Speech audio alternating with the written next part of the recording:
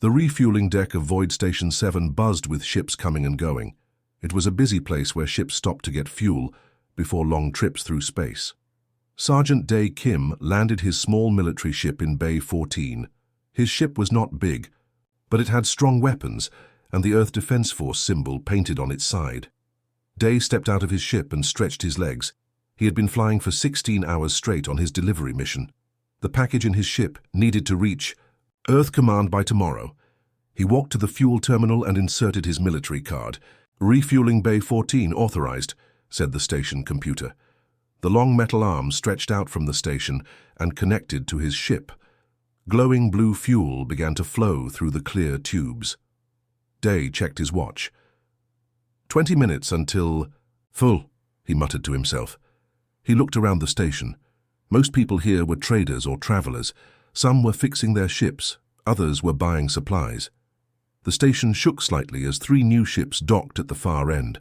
Dae noticed how different these ships were. They had been modified with extra engines and weapons that weren't legal in most systems. Their hulls were painted black with bright red flames and white skulls. One ship had a wolf's head painted on its side. The station workers stopped what they were doing. Some quickly moved away from the new ships. Others lowered their heads and pretended to be busy. Dae knew what this meant. Trouble had arrived. The doors to the ships opened with a hiss. 6 men walked out, wearing black jackets with the same wolf symbol on the back. They were the Star Wolves, a gang known for stealing ships and cargo across 3 star systems. The man in front was taller than the others. He had metal parts visible on his face where his jaw met his neck. His right eye glowed with an unnatural red light. This was Tae Park, the leader of the Star Wolves. "Check the ships, see what's worth taking," Tae ordered his men. The gang spread out across the refueling deck. 2 Star Wolves went to a cargo ship and started bothering the pilot. "What's in the boxes?" one asked, pushing the scared man against his ship. Another gang member walked up to a woman who was buying supplies and took her bag. "Nice stuff," he said with a laugh. Dae kept his head down and focused on his refueling. He checked the meter, only 30% full. He needed to wait longer. A station security guard approached the gang members, but quickly backed away when Tae Park looked at him. Dae understood what was happening. The Star Wolves had paid off the security here. No one would stop them. "Look what we have here," Tae Park said loudly, walking toward Dae's ship. "A military vessel." Dae continued watching the fuel meter, pretending not to hear. His training had taught him to avoid unnecessary conflict. Complete the mission first. That was the rule. "I'm talking to you, soldier boy," Tae said, now standing right behind Dae. Dae turned slowly. "I'm just refueling. I'll be gone soon." Tae laughed. His metal jaw made the sound strange and hollow. "Maybe, maybe not." "What's a military ship doing way out here?" "This isn't your territory." "Just passing through," Dae said calmly. "I'm not looking for trouble." The other gang members had noticed their leader talking to Dae. They began walking over. Soon, Dae was surrounded by 5 Star Wolves. The 6th, one stayed by the ships keeping watch. "What are you carrying in there?" Tae asked, pointing at Dae's ship. "Military cargo is worth a lot to the right buyers. It's just routine supplies," Dae lied. The package in his ship was much more valuable than that. It contained data chips with colony defense plans. One of the gang members, a shorter man with a scar across his nose, moved closer to Dae's ship. "Let's have a look inside." "The ship is locked," Dae said. "Military security, you can't get in." Tae smiled, showing metal teeth. "We have ways of opening locks." He turned to his men. "Once he's done refueling, we take the ship, and if he causes problems..." Tae touched the gun at his side. Dae looked at the fuel meter again. 45% full. He needed more time. He also needed to think of a way out of this situation without revealing who he really was. The Star Wolves thought he was just a simple courier. They had no idea what they were getting into. Tae leaned in close to Dae. "You picked the wrong station to stop at, military man." Dae remained calm. "Maybe you picked the wrong person to bother." The Star Wolves moved closer to Dae's ship. They formed a half circle, blocking his path to the station exit. Tae Park stood in the middle, his metal jaw catching the bright lights of the refueling deck. "Your kind isn't welcome here," Tae called out loudly so everyone could hear. Military dogs should stick to their own stations. Other travelers quickly gathered their things and left the area. Nobody wanted to be caught in whatever was about to happen. The station workers also moved away, pretending not to see what was happening. Day kept his eyes on the refueling meter. It showed 70% complete. He needed just a few more minutes before his ship would be ready to leave. He tapped at the control panel, checking the fuel quality and pressure. "Did you hear me, soldier?" Tay asked, his voice getting angrier. Day didn't answer. His military training taught him to avoid fights when possible. He had an important mission to complete. Getting into a fight with space gang members wasn't part of his plan. Jin, the youngest member of the Star Wolves, stepped forward. He was only about 20 years old with a fresh scar across his cheek. He wanted to prove himself to the others. "I think the military man is deaf," Jin said with a laugh. The other gang members chuckled. Jin walked up to Day's ship and looked at the refueling arms. These were the mechanical tubes connecting the station to Day's ship, pumping fuel into his tanks. With a quick movement, Jin kicked one of the arms hard. A loud alarm started blaring throughout the refueling deck. Red lights flashed overhead. The station computer announced, "Warning! Refueling disruption detected in Bay 14. Possible. Fuel leak. Warning." The refueling arm Jin had kicked was now bent. A small amount of blue fuel dripped onto the deck floor. The station's automatic cleaning robots rushed over to clean up the dangerous liquid. "Now look what happened," Jin said, with fake concern. "Your refueling equipment seems broken." He pulled a small black device from his pocket. It was an electromagnetic disruptor, a tool used by thieves to disable security systems on ships. "I think you heard the boss," Jin said, pointing the disruptor at Day's ship. "This is our territory now." Day finally turned to face the gang. His face remained calm, showing no fear. He looked directly at Tay Park, ignoring Jin and the others. "I'm just refueling," Day said in a steady voice. "I'll be gone in 10 minutes. There's no need for trouble." Tay laughed. The sound was harsh, in the station's recycled air. His metal jaw made his laugh sound like machinery grinding together. "Your ship won't be going anywhere," Tay said. He pointed at Jin and the disruptor. "One zap from that, and your engines won't start for days." He took a step closer to Day. "But maybe we'll let you walk away if you hand over whatever you're carrying." The station security cameras turned in their direction. Their red recording lights blinked, showing they were watching everything happening. But no security guards came. The Star Wolves had clearly paid the station security to look the other way. Day glanced at his ship. Inside was a small package with top-secret military information. If the Star Wolves got it, they could sell it to enemies of Earth. Many people would die. His mission was to protect that information at all costs. "This is military property," Day said evenly. His voice was calm but firm. "You have exactly one chance to back away." The gang members looked at each other, surprised by Day's confidence. Most people begged or ran when the Star Wolves threatened them. "Did you hear that?" Tay asked his gang. "The little soldier is giving us orders."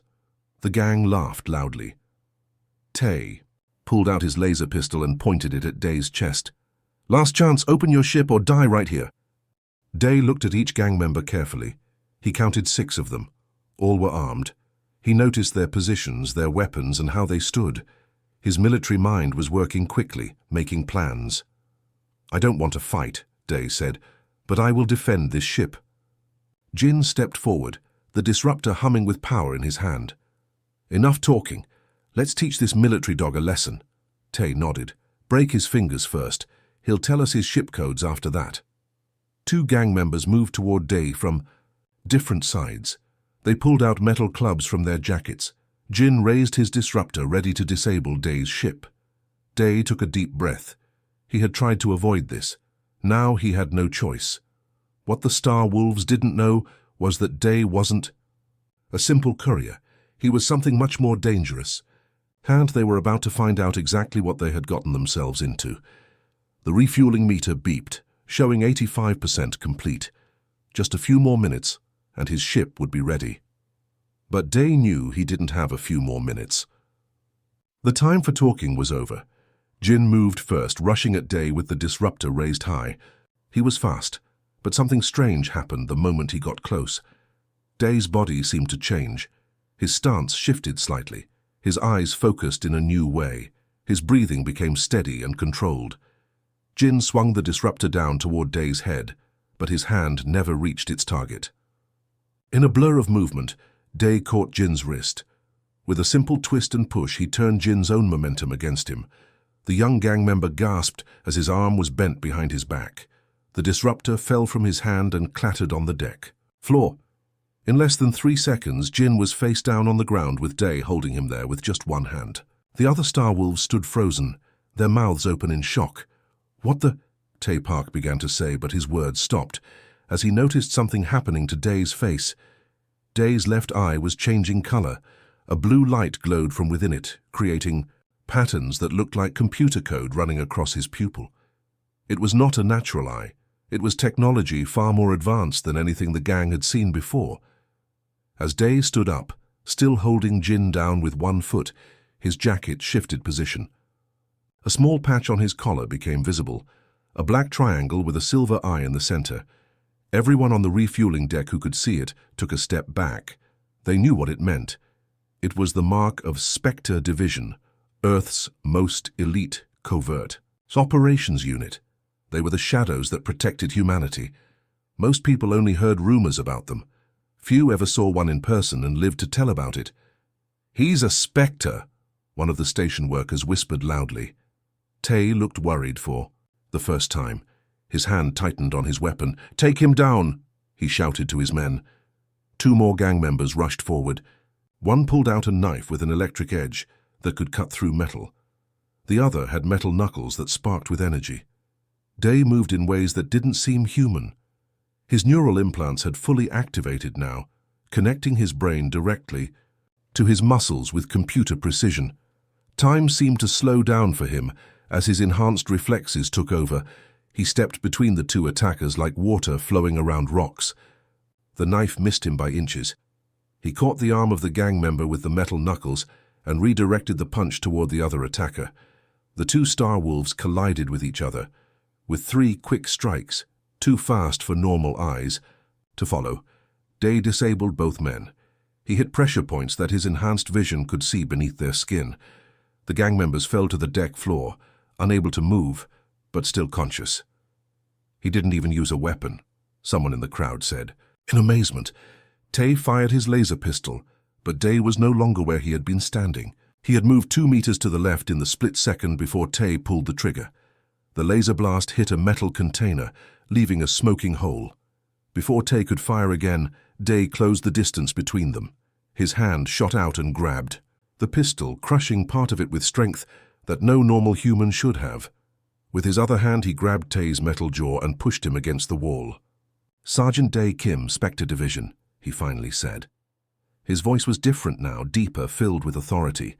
It was the voice of someone used to giving orders that were obeyed without question. "You've interfered with a classified operation and assaulted a federal officer." The remaining 2 Star Wolves dropped their weapons and raised their hands. They knew they had made a terrible mistake. "The Spectre Division is just a story," Tay said, his voice shaking despite trying to sound brave. "They don't really exist." "Then I must be a ghost," Day replied, tightening his grip on Tay's metal jaw until the circuits inside it began to spark. The station's computer voice spoke over the speakers. "Incident recorded. Criminal activity documented. Authorities notified. People across the refueling deck were recording everything with their personal devices. By tomorrow, this story would spread across 3 star systems. How the Star Wolves had picked the wrong military man to bother. Your gang has been on our watch list for months," Day said, his enhanced eye scanning Tay's face and sending the data to Earth Command. "But today you made a critical error by interfering with my mission." "We didn't know," Tay said, real fear in his voice now. "We thought you were just a courier." "That was the point," Day said. His enhanced senses detected the other gang members trying to sneak up behind him. Without looking, he kicked backward, sending one flying into a stack of cargo containers. "Spectre agents don't advertise who they are." The refueling meter beeped, showing 100% complete. Day's ship was fully fueled and ready to leave. But now Day had a new problem to deal with. The Star Wolves were small criminals, but they might have connections to bigger threats. Who are you working for? Day asked, his enhanced eye scanning Tay's vital signs to detect lies. Why target a military vessel? You must have known the risks. Before Tay could answer, the station shook as security doors slammed shut throughout. The refueling deck. Someone had triggered a station lockdown. This wasn't part of standard procedure. Day's enhanced hearing picked up the sound of more ships docking at the far end of the station. These weren't station security. The engine sounds were wrong. They were military-grade stealth drives. You didn't just happen to be here, Day realized, looking at Tay's frightened face. You were waiting for me. This was a setup. He tightened his grip. Who sent you? Who knows about my mission? Day pushed a hidden button on his wrist device. His voice changed to a command tone. Station AI security override. Authorization Spectre 117. Lock down all sections. Full containment protocol. The station's computer voice responded immediately. Authorization accepted. Security lockdown initiated. Heavy metal doors slammed shut across Void Station 7. Alarms began to sound. Red emergency lights flashed throughout the refueling deck. The civilians still in the area ran to the designated safety zones. Emergency lockdown in effect, the station AI announced. All personnel remain in position. This is not a drill. Tay's face changed from fear to anger. You have no idea what you've done, he snarled. His hand moved to his back and pulled out something that had been hidden under his jacket. It was a sleek black weapon with glowing blue lines running along its barrel. Day recognized it immediately. It was an X-9 pulse rifle, military-grade technology. That should never be in civilian hands. The weapon could punch a hole through the station's hull with one shot. Where did you get that? Day asked, his enhanced eyes scanning the weapon. From people who pay much better than your government, Tay replied. He pointed the weapon at Day. Now release the lockdown or I'll make sure this station has a very bad accident. I know exactly what you've done, Day said calmly. Your gang has been smuggling alien technology for the Nix Collective. We've been tracking you for months. Tay's eyes widened slightly. The Nix Collective was a secretive alien group that traded illegal technology to humans. Mentioning them confirmed Day knew more than he should. You're smarter than you look, Spectre, Tay said, but you're still outnumbered. The remaining star. Wolves were getting back on their feet. They spread out across the refueling deck, taking cover behind fuel tanks and equipment. Jin had freed himself and was helping the others. They all pulled out advanced weapons similar to Tay's. Last chance, Tay said. Open the security doors. No, Day replied simply. Tay fired the pulse rifle. The blue energy beam shot toward Day's chest. In any normal human, the shot would have been impossible to dodge. But Day was no normal human. He moved with computer-assisted speed, diving behind a cargo container as the energy beam hit the wall behind him. The metal melted where the beam struck. Full activation, Day whispered to his neural implants. His body responded immediately. His pupils dilated as his vision enhanced. He could now see heat signatures through walls. His hearing sharpened so he could hear the gang members breathing from across the room. His muscles tensed as the implants sent performance-enhancing chemicals into his bloodstream. Sergeant Day Kim was now operating at the peak of human ability and beyond. A Starwolf member fired at Day's position. Day was already moving. He slid across the floor and grabbed a metal pipe that had fallen during the commotion. With perfect aim, he threw it at the shooter. The pipe hit the man's hand, causing him to drop his weapon. Day moved to the next target. A female gang member was trying to circle behind him. He grabbed a container of non-toxic coolant and threw it at her feet. The container burst, creating a slippery surface.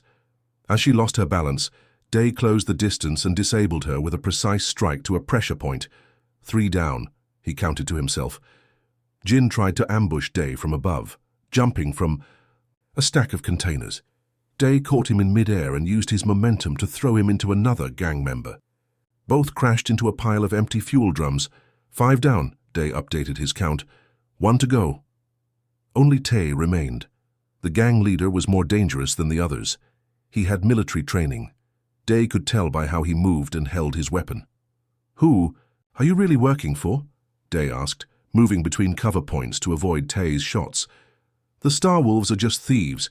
You wouldn't have alien tech without help. Some questions are bad for your health, Spectre, Tay replied, firing another shot that Day barely avoided. Day reached for his comm unit hidden in his ear. "Spectre team, this is Sergeant Kim," he spoke while diving behind a refueling tank. "The bait has been taken. Targets are engaged at Void Station 7. A voice immediately responded in his ear. "Copy that, Sergeant. Reinforcements inbound. Operation C." "Mousetrap is proceeding as planned." Tay heard this and his face showed real surprise. "Operation Mousetrap, this was a setup?" Day smiled for the first time.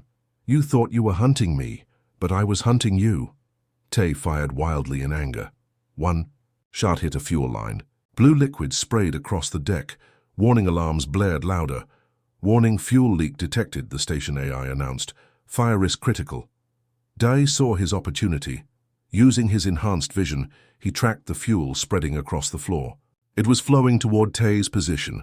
With a quick movement, Day grabbed a power cable that had been damaged in the fight. Sparks flew from its end. He threw it toward the fuel. Tay realized what was happening too late. The sparks ignited the fuel, creating a wall of blue flame that rushed toward him. He jumped away but lost his balance. As he stumbled, Day closed. The distance between them, one precise strike to Tay's neck, and the gang leader collapsed unconscious. Day picked up the military rifle that Tay had dropped. "All targets neutralized," he reported into his comm. "Excellent work, Sergeant," the voice replied. "The trap worked perfectly. We'll be docking in 2 minutes. Secure the evidence." Day looked around at the defeated Star Wolves. They weren't the real target. They were just pawns in a bigger game. The real prize was the alien technology they carried, and the information about who had given it to them. The refueling deck was silent now, except for the alarms. Day's mission was far from over. It had just entered a new phase. 3 sleek black military ships surrounded Void Station 7. They had arrived only minutes after Day's call. These weren't regular military vessels. They had no markings, no identification numbers. They were Spectre Division ships, the shadows of Earth's fleet. Armed soldiers in black uniforms moved quickly through the station. They secured all areas and made sure no one could leave. Their helmets hid their faces. They moved with the same unnatural precision that Day had shown during the fight. The Star Wolves sat on the floor of the refueling deck. Their hands were locked in special restraints that could not be broken. They looked defeated. Tay Park's face showed anger mixed with fear. He knew what happened to people who worked with alien enemies. "Move," a Spectre soldier ordered, pushing the gang members to their feet. "The detention transport is waiting." The soldiers led the Star Wolves to one of the black ships. This would be their last time in free space for many years. Day stood watching as medical robots cleaned and bandaged a burn on his arm. He had gotten it when one of Tay's energy shots had passed too close. It wasn't serious, but protocol required all injuries to be treated. A tall woman walked across the deck toward him. She wore a commander's uniform with the same Spectre insignia that Day had on his collar. This was Commander Han, leader of this Spectre unit and Day's direct superior. "Well done, Sergeant," she said as she reached him. Her voice was calm and professional. 6 months of intelligence work has paid off." Day nodded. They took the bait exactly as predicted. For half a year, Spectre Division had been tracking alien technology flowing into human space. They had discovered that the Star Wolves were working as middlemen, distributing the tech to various buyers. But the real enemy was behind the scenes, the Nix Collective, an alien group that wanted to destabilize human colonies. "The courier with valuable cargo routine worked perfectly," Commander Han said with a small smile. "They never suspected you. We're hunting them." Across the deck, other Spectre operatives were searching the Star Wolves' ships. They pulled out containers with strange glowing devices inside. Each one was carefully documented and sealed in special boxes. "Look at this," one soldier called out. "Nix communication devices, at least 20 of them." Commander Han nodded with satisfaction. "That's enough evidence to prove the connection." Day noticed movement at the far end of the deck. The station security chief was being led away in restraints. His uniform was wrinkled and his face showed fear. When he saw Day looking at him, he quickly looked down at the floor. The station chief had gang credits in his pockets, Commander Han explained. He was paid to look the other way when the Star Wolves operated here. He'll face charges for helping enemies of Earth. A soldier approached them with a small black box. "We found this in Tai Park's personal quarters," he said, handing the box to Commander Han. She opened it carefully. Inside was a small crystal that pulsed with an inner light. Day knew what it was. A Nix data core. These contained information that could be worth millions. "This is what we really came for," Commander Han said. "With this, we can track the communication network back to the source." She closed the box and handed it to Day. "The Nix Collective will think twice before trying to infiltrate human space again." "Your vulnerable courier act was very convincing." Day nodded. "Sometimes the best weapon is being underestimated." Around them, the station was returning to normal. The lockdown was lifted. Regular travelers and workers were coming back to the refueling deck, looking with curiosity at the military presence. "The story will spread," Commander Han said. "How the Star Wolves picked the wrong person to threaten. It will be good for morale in the outer colonies." Day's ship was waiting. It looked like a simple military courier vessel from the outside, but inside it contained advanced technology that could outrun and outfight most ships in space. The perfect cover for a Spectre operative. As he walked up the ramp to his ship, Day's neural implants pinged with an incoming message. It was displayed directly on his enhanced vision, his next mission briefing. He would not be going back to Earth as planned. Another situation had developed in the Centauri system that required his special skills. "Ready for departure, Sergeant?" The ship's AI asked as Day entered the cockpit. "Yes," he replied, sitting in the pilot's seat. "Set course for Alpha Centauri." As the ship lifted off from Void Station 7, Day could see people watching through the viewports. Some pointed at his ship. By tomorrow, the story would spread through the station and beyond. How a single Earth soldier had defeated the infamous Star Wolves without even drawing a weapon. But Sergeant Day Kim wasn't thinking about his new legend. His mind was already focused on the next mission, the next threat to humanity that needed to be stopped. That was the life of a Spectre operative, moving from shadow to shadow, protecting Earth from threats most people would never know existed. The ship cleared the station and accelerated to light speed, disappearing among the stars. Inside, Day reviewed his new mission files. There would be no rest, no recognition, no medals, just the quiet satisfaction of keeping humanity safe for one more day.